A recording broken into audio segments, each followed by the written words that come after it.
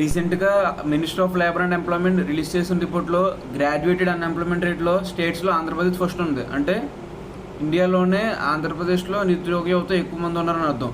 ఎంప్లాయ్మెంట్కి government policies అనేది one of the main factor. Newly formed state కాబట్టి మనకి infrastructure కానీ, ఇన్వెస్ట్మెంట్స్ కానీ, ఐటీ కంపెనీస్ కానీ చాలా అవసరం.